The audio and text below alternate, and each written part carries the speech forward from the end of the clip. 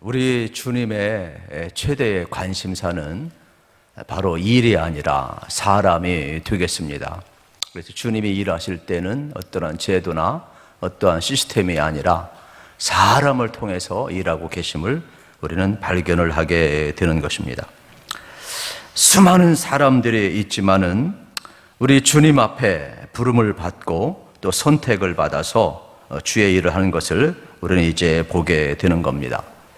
그러니까 하나님이 일하실 때에는 부르시고 선택하시고 사용하는 방법을 쓰고 있음을 보게 됩니다.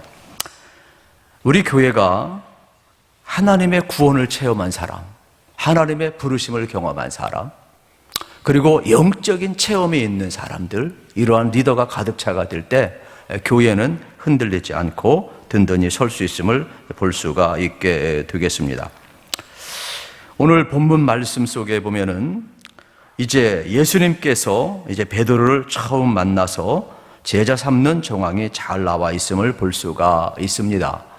마태복음에는 우리가 잘 아는 것처럼 간단하게 나와요. 갈릴리 바닷가에서 베드로를 만나고 나서 나를 따르라, 사랑 나는 어부가 되게 하리라, 이렇게 간단히 끝나요. 그런데 문제는 이제 오늘 누가복음에서는 아주 자세히 기록되어 있음을 우리가 발견을 하게 되는 겁니다.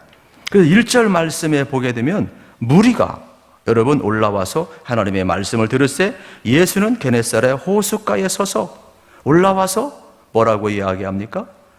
지금 제자들 향해서 부르고 있는 장면을 보게 되잖아요. 그러면 여기서 무리가 몰려왔는데 그냥 우리가 생각하는 대중이 아니에요. 예수님이 육지에 함께 있었지 않습니까?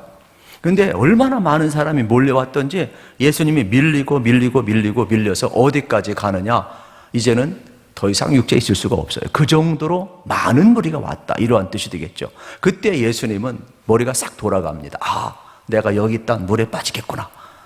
그래서 물에 안 빠지기 위해서 옆에 빈 배를 봐요. 그리고 나서 그 빈 배를 타고 내가 여기에서 저 청중을 향해서, 대중을 향해서 설교를 하면 되겠구나. 그래서 이제 예수님이 배를 타는 장면을 이제 볼 수가 있게 되겠습니다. 우리 2절, 3절 말씀을 여러분 한번 크게 읽어보십시다. 2절, 3절 시작. 호숫가에 두 배척이 있는 것을 보시니 어부들은 배에서 나와서 그물을 씻는지라. 예수께서 한 배에 오르시니 그 배는 시몬의 배라.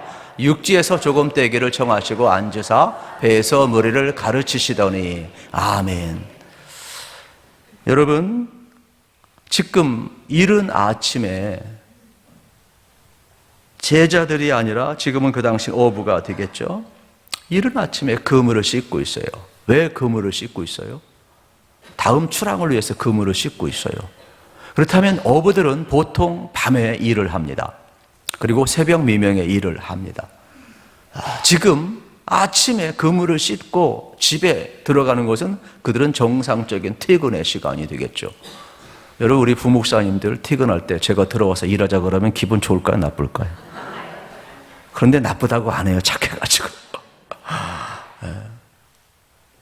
지금 어부들은 퇴근할 시간이에요. 그런데 생뚱맞게 예수님이 나와가지고 배 타고 깊은 데로 가자고 그러니 얼마나 여러분 당황을 하겠습니까? 아마 성격이 급한 베드로의 입장에서는 되게 힘든 상황이 될 수가 있게 되겠습니다. 그런데 놀라운 사실은 이 순간 베드로가 순응을 하고 있다라는 거예요. 내 생각과 달리 예수님의 요청에 순응을 하고 있어요. 성격 급하고 자기 전문가인데 비전문가가 와서 이야기하고 있는데도 순종을 하고 있다는 거죠. 예수님을 보았을 때 베드로는 그의 권위에 순종을 한 겁니다. 이미 수많은 무리가 몰려온 것을 보면서 베드로는 어느 정도 감을 잡았어. 야, 이분은 이렇게 구름대처럼 수많은 무리가 왔다면 비범한 분이다. 또 하나 베드로는 뭘 인식했느냐? 이미 자기가 예수님을 만나기 전에 소문을 들었어요. 자기의 장모가 열병으로 알아서 어떻게 죽게 되었을 때에 예수님이 그 집에 가서 우리의 장모를 고쳐주었다는 것을 그는 알았어요. 그래서 소문을 들었어요. 수많은 무리 속에서 여러분 수많은 대중을 대하는 예수님의 권위 앞에, 그리고 자기 장모를 고쳐주었다는 이 사건의 소식을 들었을 때, 이미 이 사건이 자기 앞에 왔었을 때 베드로는 피곤했지만은 거부하지 않고 그의 권위 앞에 순응하고 있는 장면을 이제 보게 되는 겁니다.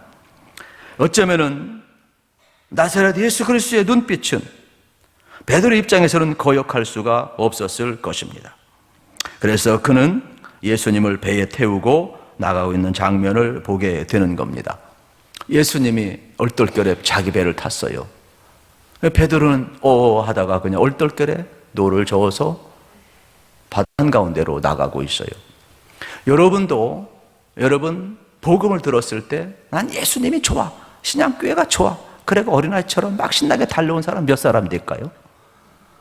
예수 믿을 때 신나게 예수님이 좋아가지고 막 달려간 사람 몇 사람이 되겠어요?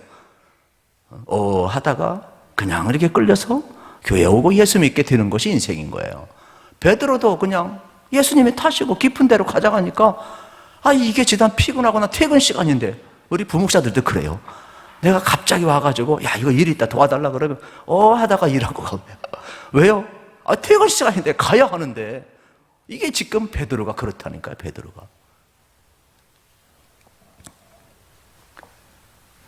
그러면 지금 여러분 베드로의 배에 탔는데 이게 우연일까요?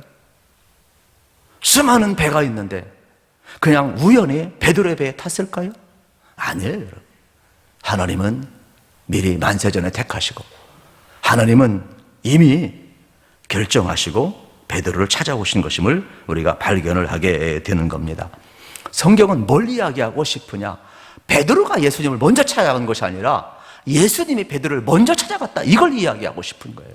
우리도 마찬가지예요. 우리가 먼저 주님을 사랑한 것이 아니라 주님이 먼저 우리를 사랑했다, 이걸 이야기하고 싶은 것이에요.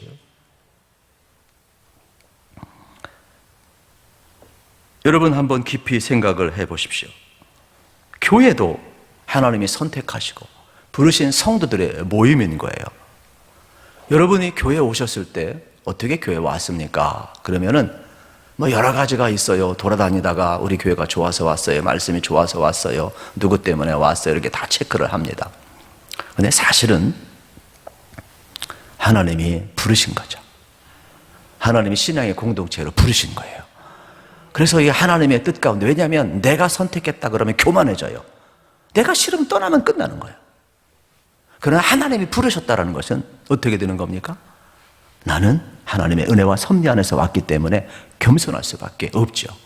지금 베드로가 겸손할 수밖에 없는 이유는 주님이 먼저 오신 것, 주님이 먼저 손 내미는 것, 그것도 자기 인생이 허탕친 그 순간 아니겠습니까? 나 같은 죄인을 택해 주신 그 하나님의 은혜가 얼마나 황송한지 모릅니다. 그래서 어쩔 줄 모르는 것임을 발견하게 되는 것입니다. 영적으로 우리도 마찬가지예요. 잘 나갈 때는 주님이 안 보일 겁니다.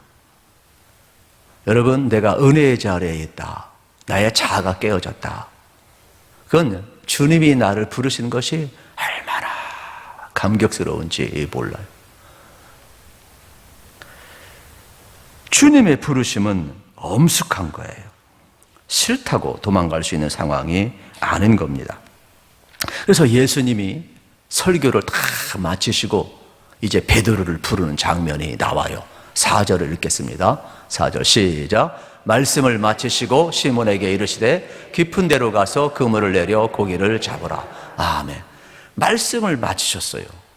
여러분, 배에서 한번 생각해 보세요. 얼마나 멋있어요. 한강에 가면 무슨 섬이 있어요? 네, 저는 그냥 빈둥섬, 둥둥섬이라고 그래요. 그럼 육지를 바라보면서 여러분 딱 수많은 무리가 몰렸을 때 딱 설교가 얼마나 멋있어요.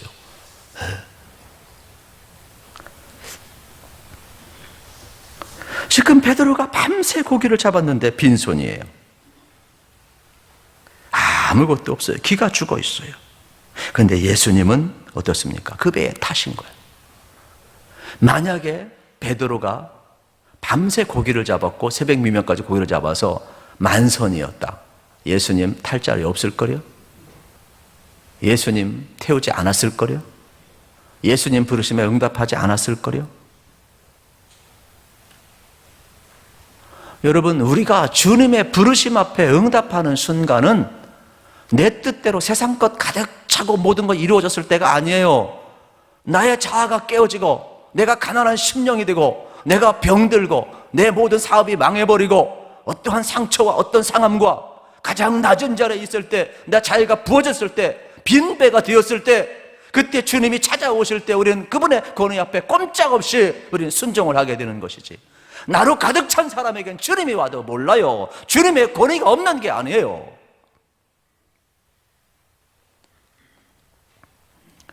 오히려 우리 인생의 배에 들어오실 때, 여러분, 지금 베드로처럼 빈 금을,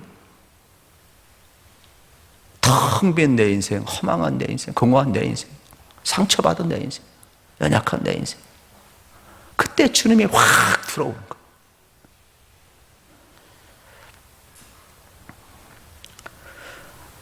예수님이 베드로의 배 타고 하시는 말씀이 뭡니까? 내가 가르쳐 줄 테니까 깊은 데로 가서 그물을 던지라는 거예요. 이때도요, 베드로는 말하고 싶은 게 많아요. 예수님, 나는 갈릴리 바닷가에서 잔뼈가 굵은 전문가입니다. 예수님, 고기는 밤에 잡는 겁니다. 예수님, 고기는 새벽 미명에 잡는 겁니다. 고기는 절대로 깊은 데로 가지 않습니다. 얕은 데로 가 있기 때문에 그걸 알고 어떻게 그물을 내리는 겁니다. 더군다나 지금 빈 그물이고 지치고 힘들고 퇴근할 시간인데 와서 뭐 하는 겁니까? 이 갈릴리 바다는 내 놀이터입니다. 내 나우발입니다. 이러한 내용 아니겠어요? 그런데 그 이야기를 하려는 순간 베드로는 그 말을 못해요. 욕까지 하려고 했어요. 제가 묵상해 보니까 실제 욕까지 하려고 그랬어요. 그런데 예수님 눈빛을 딱 본 순간 그분의 권위 앞에 순종을 하는 거예요. 이게 중요한 것 같아요. 이게 중요한 것 같아요. 예수님 부르실 때 그분의 권위 앞에 지금 순종하고 있음을 발견하게 되는 겁니다. 우리도 마찬가지가 되겠죠. 여러분, 내 자아가 부서지고 하나님의 임재를 체험하게 되면은 참 이상합니다. 내가 하고 싶은 말이 여기까지 올라오다가 안 해요. 생각이 없더라는 게 아니에요. 하나님의 임재 앞에 서면 이렇게까지 베드로처럼 다 이야기할 말이 얼마나 많아요. 그런데 주님의 눈빛과 마주치고 주님의 권위 앞에 서고 하나님의 임재 앞에 서게 되면은 내 말이 확 바뀌어요. 내가 하고 싶은 말이 아니라 성령의 말이 나와요. 말씀에 의지하여 내가 그물을 내리리이다. 놀라운 말씀이죠. 할렐루야. 여러분도 항상 여러분 성령의 말을 할 수 있기를 축복합니다. 그래서 베드로도 놀랐어요. 이상하다. 상식 밖으로는 도저히 안 되는데 지금 그는 주님의 권위 앞에 순종하면서 그물을 던지고 있어요. 여러분, 우리가 성령 앞에 붙들리고 예수님이 말씀하신 깊은 데로 가서 그물을 던지라니까 예수님의 말씀이 지금 베드로를 사로잡는 거예요. 말씀이 사로잡혔을 때 그 순종하면은 놀라운 기적이 일어남을 우리 이제 보게 되는 것이지요. 그게 이제 6절, 7절이 되겠습니다. 6절, 7절 시작. 그렇게 하니 고기를 잡은 것이 심히 많아 그물이 찢어지는지라. 이에 다른 배에 있는 동무들에게 손짓하여 와서 도와달라 하니 그들이 와서 두 배의 채움에 잠기게 되었더라. 아멘. 순종하니까 기적을 체험하는 거예요. 자기 배만 채운 게 아니라 옆에 있는 다른 동료의 배까지 채우고 있어요. 이거는요, 놀라운 사건이 되겠죠. 베드로 일생에 처음 경험하는 사건이 될 것입니다. 주변에 얼마나 오늘날 많은 사람들이 성경 공부를 많이 하는지 몰라요. 또 얼마나 설교 들을 게 많이 있어요. 그러나 많은 사람들이 하나님의 말씀을 이해하려고 하고 분석하려고 하고 들으려고 하지만 기적이 왜 안 일어나요? 왜 변화가 안 일어나요? 왜 머리만 커져요? 간단합니다. 순종하지 않기 때문에 그래요. 여러분들이 변화를 체험하길 원하면 하나님 말씀에 순종하시기를 축복합니다. 여러분이 순종하는 순간 능력은 일어나는 거예요. 베드로도 자기의 전문성을 내려놓고 말씀하신 말씀에 의지하여 내가 그물을 내리다 순종했기 때문에 만선의 축복 기적을 체험하게 되는 거예요. 능력은 순종하는 데 있는 거예요.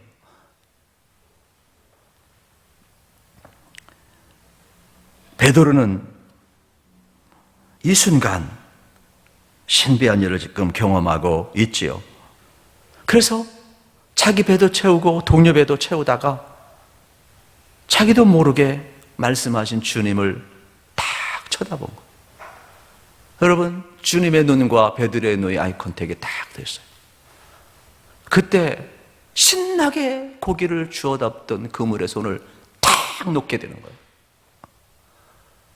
그리고 바짝 주님 앞에 엎드려서 주여, 나는 죄인으로서 나를 떠나소서. 여러분 생각해 보세요. 지금 얼마나 신나는 순간이에요. 이거 팔아가지고 부자 되고, 이거 팔아가지고 저 자식 먹여 살리고, 이거 팔아가지고 얼마나 재산을 쌓을 수 있는 좋은 기회예요. 그냥 떠나면 끝나는 순간이에요. 그런데 왜 주님을 바라봐요? 다른 제자들은 그냥 고기 채우기에. 왜요? 이러한 기적은 초대교회 기록에 보면 역사상 없었대요. 이런 만선의 기쁨의 순간에 왜 주님을 바라봐요? 베드로는 너무나 신기한 걸 경험한 거예요. 그래서 여기서 주여라는 말은 여호와여, 하나님이여, 전능하신 하나님을 지금 보고 있는 장면이 되게 영의 눈이 열리는 거예요. 여러분, 우리도 마찬가지가 되겠죠. 그래서 여기서 예수님 앞에 무릎을 꿇었다는 것은 하나님을 발견했고 그분 앞에 경배했다. 우리 표현으로 이야기하면 그분을 어떻게 합니까? 예배했다, 이런 뜻이 되겠죠. 우리가 하나님을 어떻게 합니까? 즐거워하고 하나님을 영화롭게 하는 게 우리가 예배 아니겠습니까? 그러면서 그분의 전능하심 앞에 그가 경배를 드리고 있는 장면을 이제 보게 되는 겁니다. 이야, 말씀한 대로 이루어진 일을 보니까 이분이야말로 하늘과 땅을 다스리시는 분이구나, 하나님이구나, 여호와이구나, 그는 발견을 하게 된 겁니다. 우리도 마찬가지가 되겠죠. 여러분 한번 생각해 보세요. 고기 잡는 거 쉽지를 않아요. 저도 이제 그 예당 조수지 근처에 산 사람이기 때문에 조금은 많이 봤어요. 낚시하는 것도 보고 고기 잡는 것도 보고, 또 이제 서해안 바닷가도 가보면, 또 이제 저도 휴가 때 또 이제 바다 낚시도 한번 해보고, 물론 몰매해가지고 죽었다 살아났지만은 참 어렵더라고요. 그거는요 다 중요해요. 그냥 낚시 안 하더라도 그냥 하는 게 아니에요. 물때가 있고요, 그 선장을 잘 만나야 되고요, 그 다음에 어디 고기 있는지 고기 없는지 알아야 되고요, 낚시추도 잘 껴야 되고요, 낚시밥도 잘 달아야 되고요, 날씨 기후도 잘 알아야 되고요, 이게 어느 곳에 가면 있고 어느 곳에는 허탕이고, 이거를요 다 알아야 돼요. 모든 것 알아도요 이게 또 기술이 있어야 되는 거예요. 기술이 없으면은 뭐 낚시든 그물이든 되지를 않아요. 베드로 입장에서는 자기가 전문가인데 밤새도 안 됐잖아요. 이리 해도 안 되고 저리 해도 안 되거든요. 전문가들은요 그래요. 우리가 조금만 더 합시다 그랬더니 딱 선장님하고 전문가들은 그래요. 오늘은 꽝입니다 그래요. 오늘은 안 되는 날입니다. 인정하고 가더라고요. 전문가는요 안 되는 건 안 되는 걸 인정할 줄 아는 거예요. 베드로가요, 잘 보세요, 전문가예요. 그럴 때 오늘은 꽝이구나, 안 되는 것 알고 금을 닦고 정리하고 들어가는 거예요. 이게 전문가거든요. 무조건 막 된다고 하는 게 전문가가 아니에요. 안 되는 건 안 돼, 인정하는 거예요. 그렇다면 베드로는 여기서 뭘 경험했어요? 이야, 갈리바닷가에 오셔서 수많은 무리들에게 말씀하셨던 그 예수님, 내 장모를 고쳐주셨던 나사렛 예수 그리스도, 그분은 지금 내가 경험한 최고의 전문가, 모든 걸 동원해도 불가능했던 이 갈릴리 바닷가에서, 그것도 어부의 일생에 단 한 번도 깊은 데로 가서 그물을 던져본 게 없는데, 만약에 그곳에서 고기를 잡혔다면 이건 누가 모르는 것이다. 이거는 우연의 일치가 아니라는 걸 베드로는 발견한 겁니다. 이건 누가 모른 거예요. 그래서 우리 신학교 다닐 때는 우리 교수님 가운데 한 분이 그래서 예수님이 물고기 바닷속에 들어가가지고 얘들아 가운데로 가라, 다 다 이야기했다고 이렇게 재미있게 이렇게 교수님이 설명한 적이 있어요. 저는 되게 신나게 들었어요. 신학생을 놓고 그렇게 설교를 하시더라고, 재미있게. 베드로가 그걸 발견한 거예요. 그래서 깊은 데로 고개가 모였다는 것은 누군가 초자연적인 능력으로 물러 모았다는 것이죠. 능력으로 불러 모았다는 거예요. 결국은 인간의 경험이 아니라는 것을 베드로는 알았어요. 아마 베드로는 예수님을 발견하지 못했다면 부자 되는데 만선의 축복으로 끝났을 겁니다. 그런데 하나님을 체험하고 나니까 그는 어떻게 되는 겁니까? 하나님의 일을 할 수 있음을 발견하게 되는 거예요. 그래서 주여 나는 죄인으로서이다, 나를 떠나소서 이야기하는 것을, 장면을 이제 보게 되는 것이죠. 주여 나를 떠나소서, 나는 죄인으로서이다. 회개가 나오는 것이죠. 예수님이 고기를 많이 잡게 해주었는데 왜 내가 죄인이어야 됩니까? 여러분, 참 이상합니다. 하나님의 거룩한 임재 앞에 서게 되면 내 모습이 투영이 돼요. 우리 여러분 어린아이들 보세요. 또 눈이 맑은 사람 한번 보세요. 그러면 그 눈 속에 내가 들어가 있어요. 보인다니까요. 하나님의 임재 앞에 서 보세요. 내 모습이 보인다니까요. 내가 죄인이구나. 거룩하신 그분의 임재 앞에서 시키지 않아도 회개가 나오는 것을 발견할 수가 있음을 우리는 보게 되는 겁니다. 그러므로 베드로를 부르실 때 여러분 지금 생각해 보세요. 베드로가 만선이었고 베드로가 자기가 자가 깼지 않고 빈 그물이 안 되었다. 과연 예수님 태울 수 있었을까요? 못 태워요, 여러분. 자기 인생 바빠가지고. 그러니까 여러분의 인생에도 어떠한 이러한 빈 그물이 있고 어떤 깨어짐이 있고 아픔이 있을 때 내 인생에 예수님이 찾아오시는 좋은 계기라고 여러분 생각을 하시고 여러분의 인생에 예수님을 태우시기를 축복합니다. 결국 베드로는 자기 전문성이 부서졌을 때, 자기가 항복할 때 진정 예수님을 바라보게 되고 또 회개하게 되고, 그래서 이제 예수님께서 그에게 시몬 베드로라, 이 내용은 대단히 중요한 내용이에요. 원래 시몬하고 베드로는 다른 이름이에요. 시몬은 옛 이름이에요. 알겠습니까? 베드로의 옛 이름이에요. 원래 본명이에요. 본명이 시몬이에요. 연약한 자, 갈대 같은 자예요. 그런데 예수님이 앞으로 장차 반석이 되리라. 그래서 베드로라고 이야기한 거예요. 베드로. 알겠습니까? 베드로가 된 거예요. 그렇다면 시몬 베드로라는 것은 네가 지금은 연약한 자이지만, 네가 지금은 물고기 잡는 어부이지만 이제는 네가 반석이 되리라. 뭐예요? 장차 사람을 낚는 어부가 되리라. 할렐루야. 그러니까 지금 이 순간, 부름의 순간에 연약함만 본 것이 아니라 연약한 베드로를 통하여서 장차 하나님 일하실 미래를 바라보고 있는 거예요. 우리 주님은 우리를 부르실 때도 마찬가지예요. 우리의 연약함만 보는 것이 아니라 우리의 미래를 보는 거예요. 여러분들이 하나님의 은혜를 체험하고 여러분의 미래를 보길 원하면 예수님을 만나야 돼요. 영적인 체험을 해야 돼요. 말씀 앞에 붙들림 받아야 되는 거예요. 그때 내 미래가 보이기를 시작을 하는 거예요. 우리 주님은요, 나는 죄인입니다. 나를 떠나서서 주님 앞에 나를 볼 때 주님은 어떻습니까? 우리를 부르시고 우리의 미래를 보신다니까요. 10절, 그 순간 베드로가 얼마나 두려웠는지 몰래. 그래서 예수님이 뭐라고 합니까? 두려워하지 말라. 10절 한번 읽읍시다. 세베대의 아들로서 시몬의 동업자인 야고보와 요한도 놀랐음이라. 예수께서 시몬에게 이르시되 무서워하지 말라. 이제 후로는 내가 사람을 취하리라 하시니. 얼마나 두려웠겠어요. 그런데 두려워하지 말래요. 이제 너는 내가 함께 할 것이고 사람 낚는 어부가 될 것이다.